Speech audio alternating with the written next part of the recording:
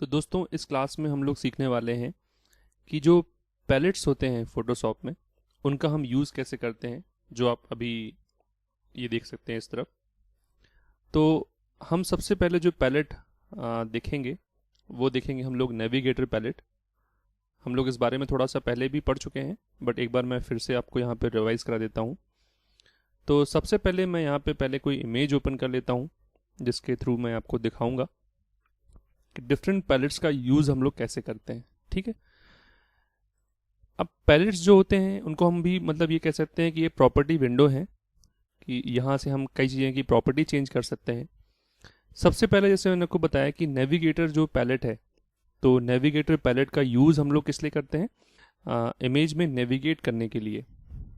ठीक है, अगर हमें किसी इमेज को जूम इन या जूम आउट करना है तो हम यहाँ से कर सकते हैं। और ये जो राउंडेड एक रेक्टेंगल है, ये आपको यहाँ पे दिखाएगा कि अभी कौन सा एरिया आप करंटली स्क्रीन पर देख सकते हो। ठीक, तो जैसे मैं यहाँ इसको मूव कर रहा हूँ तो आप देखोगे इमेज भी मूव हो रही है। क्लियर है। अब नेविगेटर का यूज़ जो होता है वो सिंपली किस लिए होता है कि अगर बहुत बड़ी इमेज है और उस इमेज में किसी एक पर्टिकुलर पार्ट को आप देखना चाहते हो, या कोई बहुत छोटी इमेज है उसको जूम करके किसी पार्ट को देखना चाहते हो, तो आप नेविगेटर का यूज़ करोगे। ठीक, तो ये बहुत सिंपल है। आप चाहें तो पर्टिकुलर यहाँ पे डिफाइन भी कर सकते हैं कि कितना परसेंट में आपको देखना है। जैसे अभी 90.48 लिखा है, मैंने कहा 60% में देखना है, एंटर कर देंगे 60 लिख के, तो वो 60% में आपकी इमेज डिस्प्ले होने लगेगी। ठीक है, और यहाँ पे टाइटल बार में भी देख सकते हैं हम लोग कि हम लोग कितने परसेंट में भी जूम करके रखा है। जैसे यहाँ पे लिखा है 60%। नेक्स्ट जो पैलेट है वो है इन्फो पैलेट। अब जो इन्फो पैलेट होता है वो बहुत काम का होता है। उसका रीज़न ये है कि आपको हर चीज़ के बारे में एक इन्फॉर्मेशन देता है। ठीक है, समराइज फॉर्म में इन्फॉर्मेशन प्रोवाइड कराता है। यहाँ आप देखोगे कि मतलब इस पूरे इन्फो पैलेट के थोड़े से पोर्शंस हैं, first second third fourth fifth और सिक्स, मतलब टोटल 6 पोर्शन है। ठीक है, मैं इसलिए आपको बता रहा हूँ अलग अलग पोर्शन नंबर, जिससे आप वहाँ पे लिख सको थ्योरी पेपर में कि फर्स्ट पोर्शन में क्या होता है। तो जैसे आप देख सकते हो अभी कि फर्स्ट पोर्शन में हमारे पास क्या है, आप ये देख सकते हो कि रेड ग्रीन और ब्लू। जैसे ही माउस को मैं मूव करता हूँ आप देखेंगे कि वैल्यूज चेंज हो रही हैं। ठीक है, एग्जाम्पल के तौर पे अगर मैं इस जगह पे हूँ तो अभी आप देखोगे रेड के आगे 255 लिखा है, ग्रीन के आगे 202 लिखा है और ब्लू के आगे 140 लिखा है। या मैं यहाँ जाता हूँ तो चेंज हो रहा है। तो ओवरऑल क्या दिखा रहा है हमको ये कि कलर, जिस जगह पे हमारा माउस का जो कर्सर है उस जगह पे कौन सा कलर एक्टिव है। ठीक है, मतलब फोरग्राउंड कलर कौन सा है उस जगह पर।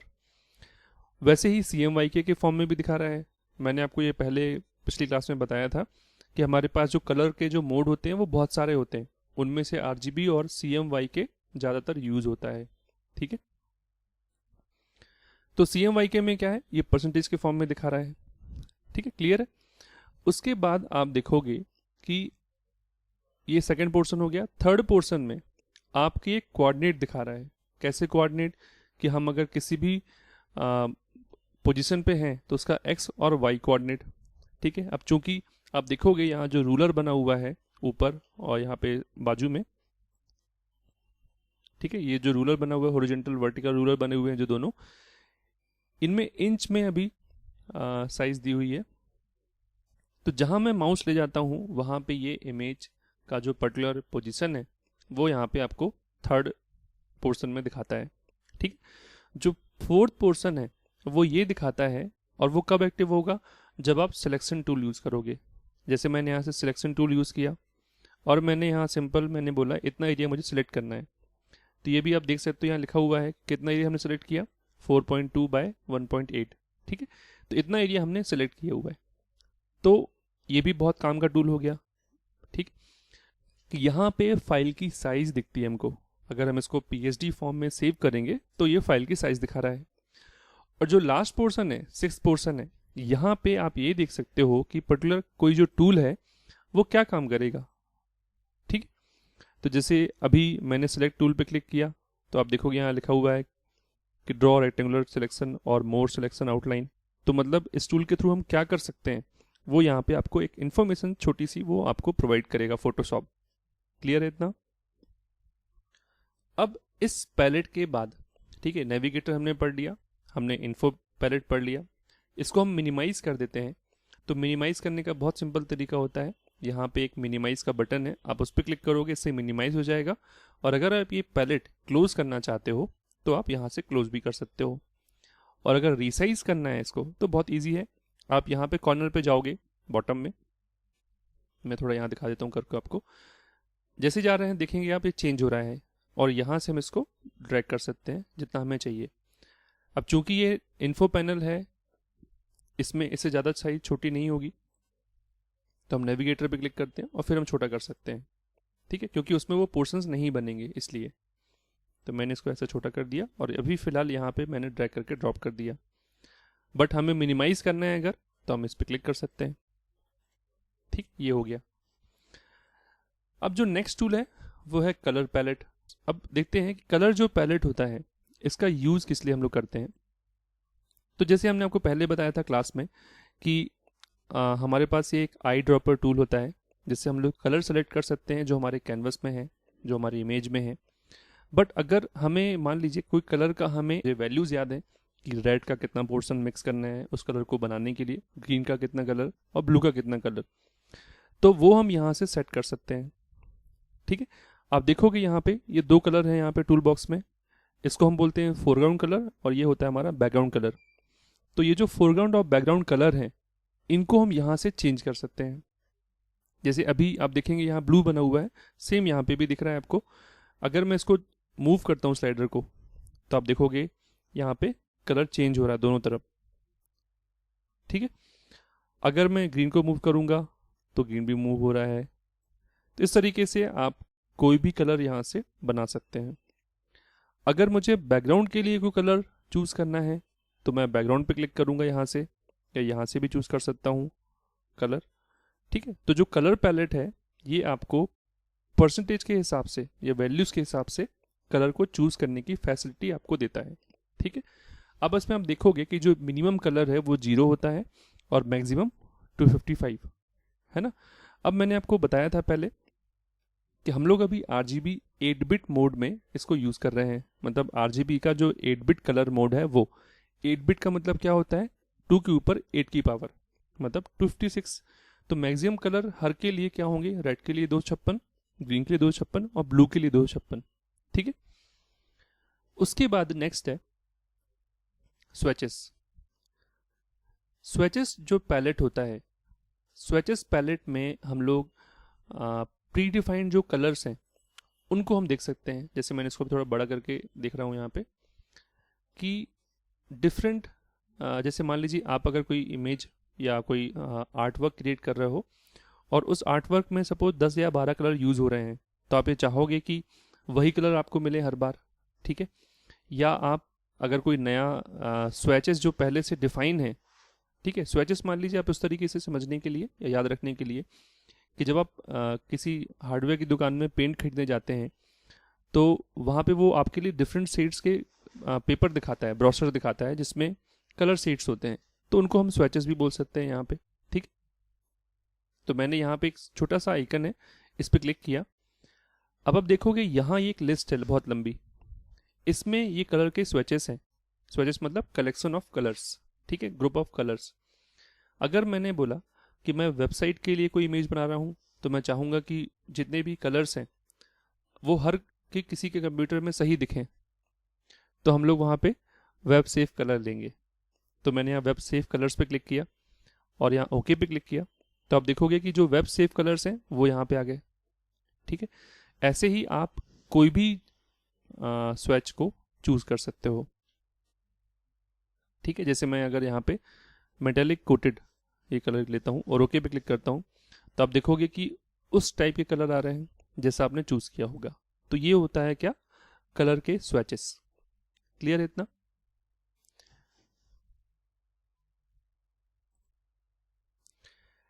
नेक्स्ट जो पैलेट है इसमें वो है स्टाइल्स पैलेट। स्टाइल्स पैलेट में क्या होता है कि प्री डिफाइंड पहले से हमारे पास कुछ स्टाइल हैं, है ना। ये स्टाइल हम बना भी सकते हैं आपके सिस्टम में। जब आप फोटोशॉप चालू करोगे बाय डिफ़ॉल्ट, तो हो सकता है कि सिर्फ ऊपर के जो 3 लाइन है यहाँ पे सिर्फ वो आपको दिखें, बाकी ये मैंने एक्चुअली बनाई है। ठीक है, तो ये आपको अपने किस सिस्टम पे नहीं दिखेंगी। तो अभी हम इनका ही यूज़ करके दिखाते हैं आपको। ये बहुत सिंपल है। जैसे मैंने यहाँ पे एक रेक्टेंगल चूज़ किया और उसको मैंने ड्रॉ किया। ठीक है, तो अभी ये पैलेट होगा, एक्टिव होगा। अगर मैं किसी दूसरे पे क्लिक करूंगा तो आप देखोगे उसका चेंज हो रहा है। ठीक है, क्लियर है। तो इस तरीके से जो स्टाइल्स हैं इनका हम यूज़ कर सकते हैं। तो ये होता है स्टाइल पैलेट। ठीक है, इसमें भी यहाँ पे आप देखोगे ऑप्शन है, इस पर क्लिक करोगे आप, और यहाँ से भी आप जो चूज़ करना चाहो उनमें से कोई भी जो पैलेट है वो यूज़ कर सकते हो जो प्री डिफाइंड है। जैसे स्विचेस में हमने कलर के पहले सेट देखे थे जो प्री डिफाइंड वहाँ पे स्टोर थे, ऐसे ही यहाँ पे भी है। ठीक, तो ये होता है स्टाइल पैलेट।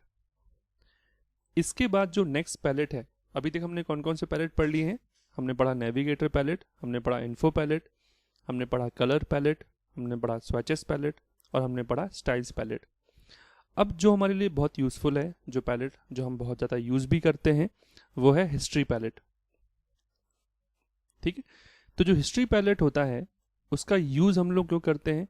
उसका यूज़ हम लोग किसी भी पर्टिकुलर एरिया पे, जैसे हमने हम जब कभी इमेज बनाते हैं तो इमेज बनाने में अगर हमने से कोई गलती हो गई है ना, जैसे हम लोग को मालूम है कि विंडोज़ में फीचर होता है अंडू का। अंडू से क्या होता है कि हम लोग जो लास्ट स्टेप थी हम वहाँ पहुँच सकते हैं। ठीक है, तो ऐसे ही ये विजुअली आपको दिखाता है कि आपने क्या क्या किया था। बाकी सारे कंप्यूटर सॉफ्टवेयर में क्या होता है, आप जब अंडू करते हो तो वो लास्ट स्टेप जो होगा वो आपको करके तो दे देगा, लास्ट टाइम में पहुंचा देगा आपको, बट आपको दिखाई नहीं देगा कि उसके पीछे क्या होगा, है ना। तो यहाँ पे आपने जो जो भी किया, जैसे मैंने इमेज ओपन की, फिर उसको मैं रेक्टेंगुलर एक मार्क्यू बनाया, फिर डीसेलेक्ट किया उसको, तो ये सारे स्टेप बाय स्टेप सारी चीज़ें आपको यहाँ पे डिस्प्ले कर रहा है। ठीक है, अब मैं किसी भी पॉइंट पे क्लिक करूँगा, जैसे मैंने यहाँ क्लिक किया तो उस वक्त तक अंडू हो गया।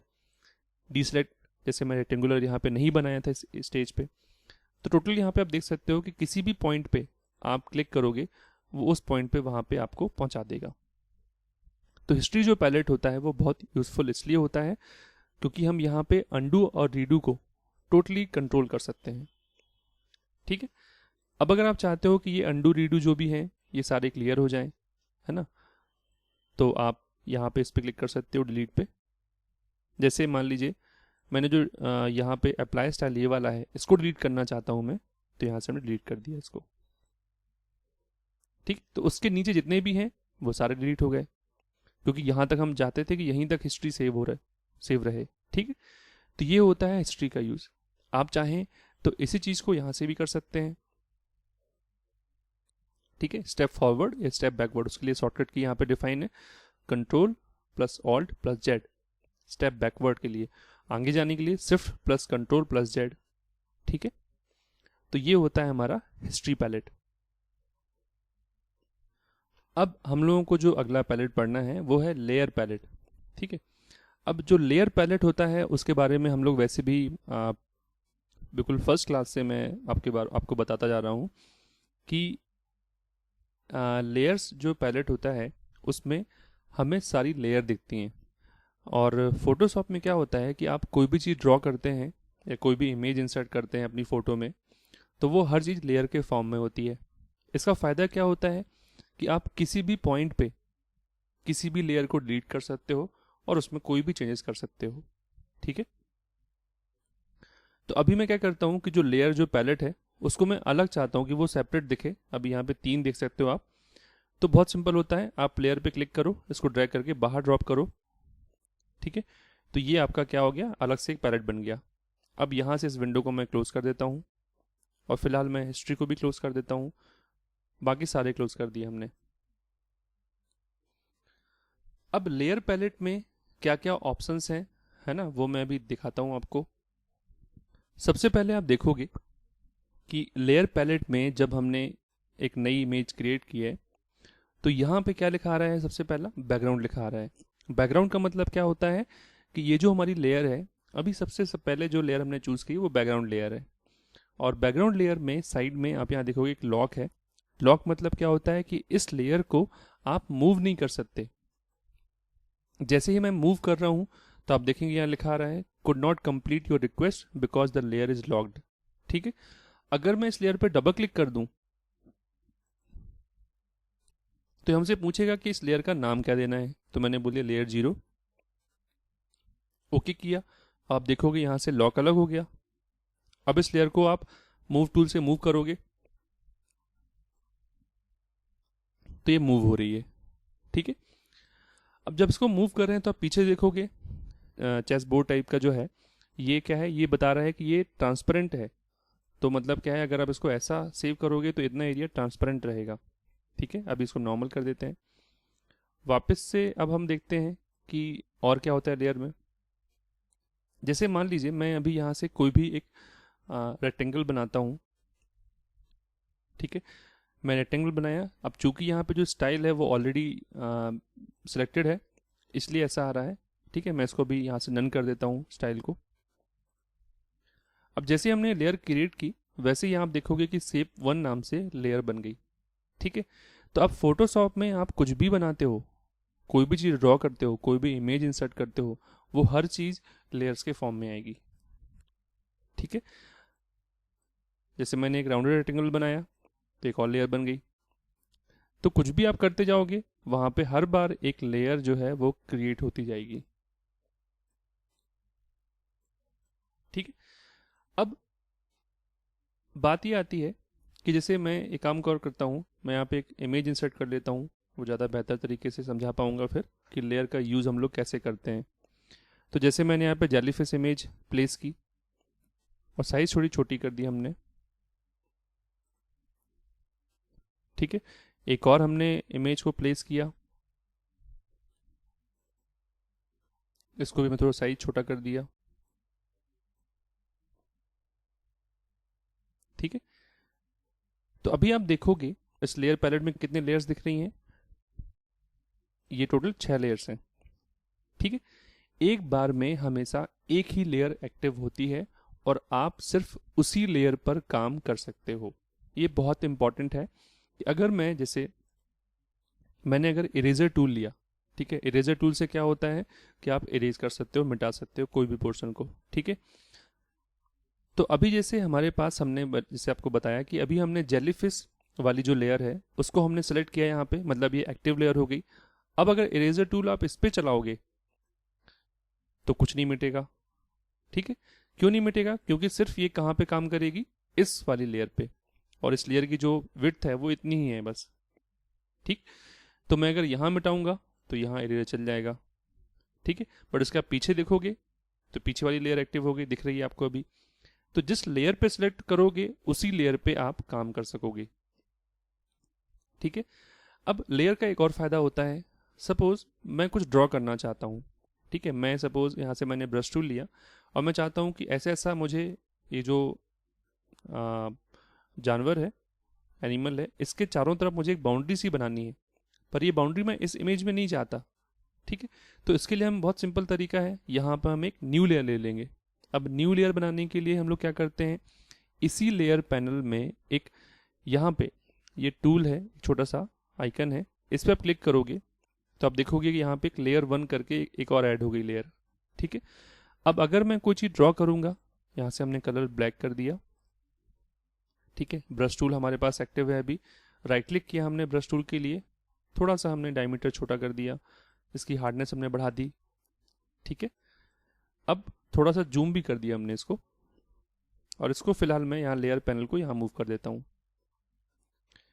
ठीक है, अब देखेंगे आप, मैं यहाँ पे ड्रॉ करूँगा दबा के, तो अभी आपको लग रहा होगा कि मैं उस फोटो को ख़राब कर रहा हूँ। ठीक है, जल्दी जल्दी मैं बना देता हूँ थोड़ा सा, ये हमने कर दिया। अब आपको लगेगा कि हमने उस जो फोटोशॉप जो फोटो है उस पर हमने काम किया, बट ऐसा नहीं है। ठीक है, मान लीजिए गलती से हमने कर दिया, तो हमें चाहें तो इस लेयर को हम अलग भी कर सकते हैं। ठीक है, तो लेयर्स का ये फायदा होता है, किसी भी पॉइंट पे आप किसी भी लेयर को डिलीट कर सकते हो। ठीक है, और उसको अपने हिसाब से चेंज भी कर सकते हो। क्लियर है, अब जैसे मैं आपको देखो यहाँ पे ये विजिबल और इनविजिबल आप दोनों चीज़ें कर सकते हो। तो किसी भी लेयर को, जैसे मैंने जो अभी जेलीफिश की जो इमेज यहाँ पे इंसर्ट की थी, वो अभी थोड़े टाइम के लिए हम उसको हाइड करना चाहते हैं, तो बस यहाँ पे उस लेयर के सामने एक आई बनी हुई है, आप इस पर क्लिक करोगे तो वो हाइड हो जाएगी, वापस से क्लिक करोगे तो वापस से वो दिखने लगेगी। ठीक है, तो ये समझ में आ गया इतना आपको।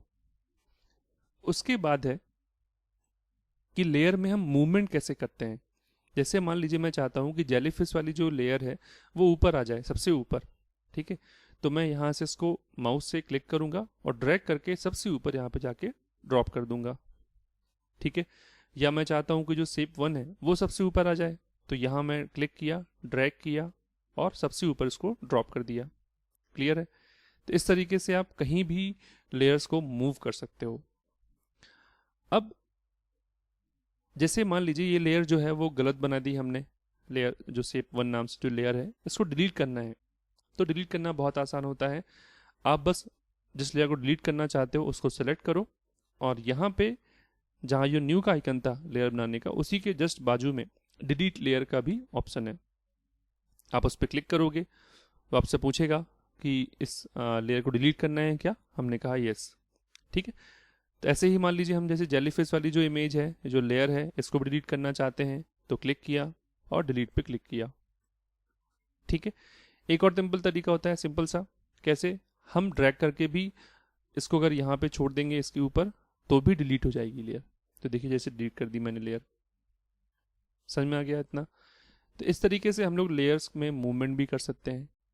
अब जो नेक्स्ट है लेयर्स पैनल में, लेयर पैलेट में, वो है कि आप जो लेयर्स हैं उनको डुप्लीकेट भी कर सकते हो आसानी से। जैसे जो एक इमेज है ये वाली, exactly same image same size की मैं एक और चाहता हूँ, एक और कॉपी चाहता हूँ। क्यों? कि अगर मैं इसमें कुछ चेंजेस कर दूँ, कुछ गड़बड़ हो जाए, तो फिर भी हमारे पास वो लेयर सेव रहे। तो बहुत सिंपल होता है, आप उसके लिए राइट क्लिक करोगे इस लेयर पे और डुप्लीकेट लेयर पे क्लिक करोगे। ठीक है, फिर यहाँ जो भी नाम देना है, तो जैसे मैंने दे दिया कोआला डुप्लीकेट और ओके कर दिया। ठीक है, तो अब देखोगे ये 2 लेयर बन गई।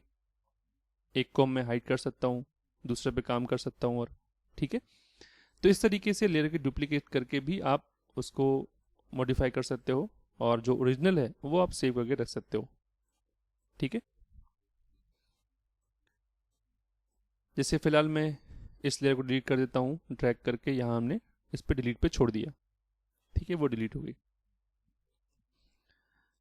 जो नेक्स्ट है वो ये कि मैं अगर चाहता हूँ कि ये जो इमेज है, ठीक है, हम लोग ये चाहते हैं कि जो इमेज है इसकी जो ट्रांसपेरेंसी है वो थोड़ी बदल जाए। ठीक है, मतलब थोड़ा सा ट्रांसपेरेंट इमेज हो जाए, जिससे मुझे पीछे का भी दिखे कि इसके पीछे क्या है। ठीक है, तो उसके लिए हम एक काम और करते हैं। सबसे पहले एक और इमेज हम लोग यहाँ प्लेस कर देते हैं। प्लेस के थ्रू मैंने टुलिप्स इमेज ले ली और प्लेस कर दिया। ठीक है, ये मैं फुल साइज में ही चाहता हूँ, अप्लाई कर दिया हमने। और हम चाहते हैं टुलिप्स के जो टुलिप्स इमेज है, फ्लावर्स की इमेज है, वो कोआला जो एनिमल है उसके पीछे आए। ठीक है, अब इस इमेज को हमने सेलेक्ट किया लेयर को, और यहाँ पे लिखा हुआ है ओपेसिटी। ओपेसिटी मतलब होता है कि उसकी ट्रांसपेरेंसी का कितना पोर्शन दिखेगा। ठीक है, मैं यहाँ क्लिक किया यहाँ पे, और स्लाइडर को मूव करेंगे हम लोग, तो आप देखोगे यहाँ पे ये जो इमेज है वो थोड़ी ट्रांसपेरेंसी हो गई। ठीक, तो ऐसा आप कंट्रोल कर सकते हो, और कितना भी परसेंट आप यहाँ से कर सकते हो। जैसे मैं इतना चाहता हूँ 77%, या आप टाइप भी कर सकते हो, जैसे मैंने कहा 66% चाहिए। ठीक है, तो ये होता है इमेज को जो शेप है, सॉरी जो लेयर है, उसको ट्रांसपेरेंट करने के लिए। अब एक और इम्पॉर्टेंट है लेयर पैलेट में, वो है कि हम अगर चाहते हैं, अब जैसे लेयर का मैनेजमेंट थोड़ा सा मुश्किल हो जाता है जब हमारे पास नंबर ऑफ लेयर्स बहुत ज़्यादा हों। जैसे अभी तो हमारे पास सिर्फ 5 लेयर हैं। जब एक्चुअल में हम लोग कुछ फोटोशॉप में कुछ ड्रॉ करते हैं, कुछ बनाते हैं, तो 50 से भी ऊपर लेयर हो जाती हैं। अब ऐसे में कैसे हम लोग मैनेज करेंगे? जैसे आप यहाँ देखोगे कि ओवरऑल जो हमने यहाँ पे 2 इमेज इंसर्ट की हैं, ठीक है, और 2 शेप बनाए हैं। अब हम चाहते हैं इनको हम ग्रुप कर सकें। ग्रुप करने से फ़ायदा ये है कि हम उनको अलग अलग रख सकते हैं। कैसे ग्रुप करेंगे वो देखते हैं। सबसे पहले जो न्यू लेयर का ऑप्शन था यहाँ पे, जहाँ मेरा माउस का कर्सर है अभी, उसी के बाजू में एक है क्रिएट अ न्यू ग्रुप। इस पर आप क्लिक करोगे तो यहाँ पे देखोगे ग्रुप बन गया, एक फोल्डर बन गया आ गया यहाँ पे, और उसका नाम है ग्रुप 1। इसको नाम चेंज करना है तो कैसे करेंगे, यहीं पे नाम पे डबल क्लिक करेंगे हम लोग, ठीक है, और यहाँ पे ये एडिट मोड में चला जाएगा। इसको हमने मिटा दिया और यहाँ लिख दिया मैंने पिक्चर्स। इन पिक्चर्स पे अब हमको ये दोनों पिक्चर्स हैं, ये हमें इसके अंदर डालना है। तो यहाँ पे भी बहुत सिंपल होता है, ड्रैग एंड ड्रॉप। तो इसको मैंने ड्रैग किया और यहाँ पे ड्रॉप कर दिया, इसके ऊपर छोड़ दिया, ठीक है। इसको भी ड्रैग किया और इसके ऊपर छोड़ दिया। तो आप देखोगे कि थोड़ा सा इमेज जो है, जो लेयर है, वो थोड़ी सी आगे नज़र आ रही है अलाइन होके। तो इससे समझ में आ रहा है कि ये इसके अंदर है, ठीक है। अब अगर आप यहाँ पे क्लिक करोगे, छोटा सा आइकन है, तो ये इसको आप ओपन और क्लोज भी कर सकते हो, ठीक है। तो पिक्चर्स सारी इसके अंदर आ गई। आप एक साथ दोनों पिक्चर्स को देखो, मैं हाइड भी कर सकता हूँ और उसको ऑन भी कर सकता हूँ। एक बार और देख लेते हैं हम लोग कि जैसे इन शेप को भी मैं एक ग्रुप में डालना चाहता हूँ। तो यहाँ क्लिक किया मैंने, यहाँ से फोल्डर पे क्लिक किया, यहाँ डबल क्लिक किया मैंने और इसको नाम दे दिया मैंने शेप्स, ठीक है। दोनों शेप्स को मैंने यहाँ पे ड्रैग करके यहाँ पे ड्रॉप कर दिया, ठीक। तो इस तरीके से आप लेयर्स को ग्रुप कर सकते हो, ठीक है। अब ये सेपरेट लेयर की तरह काम करेंगे, मतलब आप अगर चाहो तो इसका भी ग्रुप डुप्लीकेट कर सकते हो। अब देखो डुप्लीकेट ग्रुप आ रहा है, ठीक है। तो इस तरीके से लेयर का ग्रुप बनाने से फायदा होता है। डिलीट करने का भी तरीका वही है, आप चाहें तो राइट क्लिक करके डिलीट ग्रुप कर सकते हो, या आप यहां से सीधा इस पर ड्रॉप भी कर सकते हो डिलीट करने के लिए। अनग्रुप करना है तो यहाँ सिंपल सा ऑप्शन है, राइट क्लिक करो ग्रुप के ऊपर और यहाँ से अनग्रुप लेयर्स, तो वापस से जैसे पहले था वैसे हो गया। क्लियर है इतना? तो इस तरीके से हम लोग लेयर्स में यूज कर सकते हैं, ठीक है। अभी जैसे मैंने आपको बताया था कि हमने जो बैकग्राउंड लेयर को अनलॉक किया था, वापस से अगर हमें लॉक करना है, लॉक करने का अनलॉक करने का फीचर सिर्फ यही है कि जैसे मान लीजिए कि मैं ये जो इमेज है, इसको मैं मूव नहीं करना चाहता हूँ, ये फिक्स है, ये पोजीशन यहीं रहना चाहिए, ठीक है, गलती से भी ये मूव ना हो जाए। तो इसके लिए मैं चाहूँगा ये लॉक हो जाए, और लॉक करने के लिए यहाँ पे आप देखोगे ऊपर, ठीक है, बहुत सारे ऑप्शंस हैं। लॉक ऑल लिखा हुआ है, जैसे यहाँ पे लॉक पोजीशन लिखा हुआ है। पोजीशन का मतलब क्या है कि मैं उसमें कोई भी उसको मूव ना कर पाऊँ, ठीक है, पोजीशन फिक्स हो जाए। मैंने यहाँ क्लिक करी जैसे, तब देखो यहाँ लॉक लग गया, उसको मैं मूव नहीं कर सकता। अगर आप यहाँ से सिलेक्ट भी करोगे तो देखिए वो सिलेक्ट भी नहीं हो रही है, ठीक है। मैं ओपेसिटी वगैरह चेंज कर सकता हूँ उसकी, पर वो चीज़ मूव नहीं होगी। क्यों? क्योंकि मैंने उस लेयर को लॉक कर दिया है। अनलॉक करने के लिए वापस हम इस पर क्लिक कर सकते हैं, ठीक है। तो ये कुछ इंपॉर्टेंट यूजेस हैं लेयर पैलेट्स के।